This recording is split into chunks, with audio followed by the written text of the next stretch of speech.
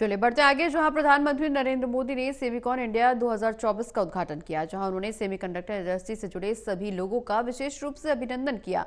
साथ ही साथ रोजगार को लेकर बड़ा दावा भी किया। रिपोर्ट देखिए।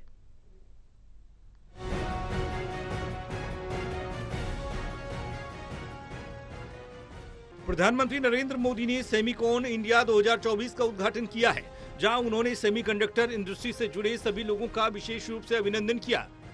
साथ ही रोजगार को लेकर बड़ा दावा किया।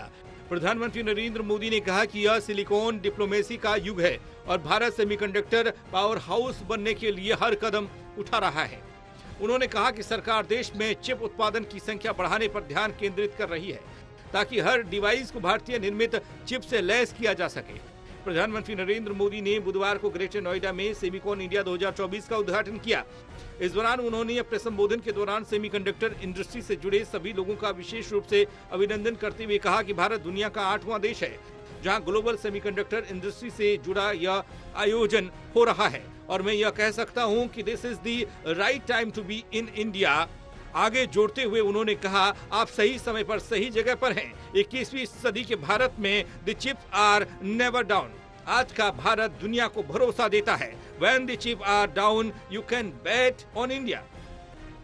दुनिया का 8वां देश है जहां ग्लोबल सेमीकंडक्टर इंडस्ट्री से जुड़ा ये भव्य आयोजन हो रहा है, और मैं कह सकता हूं कि this is the right time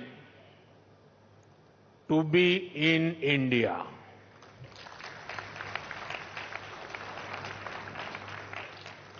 आप सही समय पर सही जगह पर है।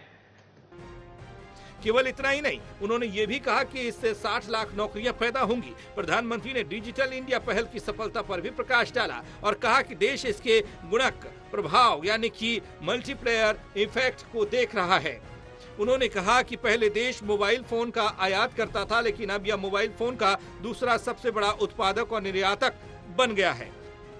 ये भी बहुत इंटरेस्टिंग है। आप इन्वेस्ट करते हैं और वैल्यू क्रिएट करते हैं, वहीं सरकार आपको स्टेबल पॉलिसीज और ईज ऑफ डूइंग बिजनेस देती है। सेमीकंडक्टर की आपकी इंडस्ट्री इंटीग्रेटेड सर्किट से जुड़ी हुई है। भारत भी आपको एक इंटीग्रेटेड इकोसिस्टम देता है। वहीं इस अवसर पर इलेक्ट्रॉनिक्स एवं सूचना प्रौद्योगिकी मंत्री अश्विनी वैष्णव ने कहा, सरकार ने डिजिटल इंडिया और दूरसंचार मिशन के माध्यम से नागरिकों के हाथों में प्रौद्योगिकी पहुंचाई है। उन्होंने कहा कि देश में सेमीकंडक्टर उद्योग का विकास इस योजना को और मजबूत करेगा।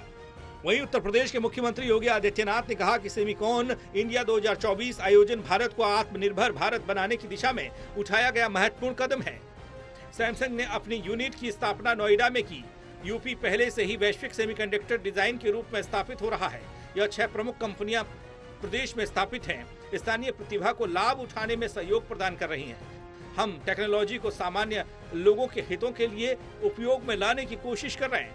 तकनीक के विकास से ही समाज को विकास के मार्ग पर लाया जा सकता है। सीएम योगी ने कहा, देश की मोबाइल मैन्युफैक्चरिंग का 55% और मोबाइल कंपोनेंट्स का 50% उत्पादन उत्तर प्रदेश में हो रहा है। यह सब प्रधानमंत्री मोदी के मार्गदर्शन में संभव हुआ है। इस पूरी इंडस्ट्री को एक नई गति देकर के भारत को एक ग्लोबल लीडर के रूप में स्थापित करने के आदरणीय प्रधानमंत्री जी के विजन को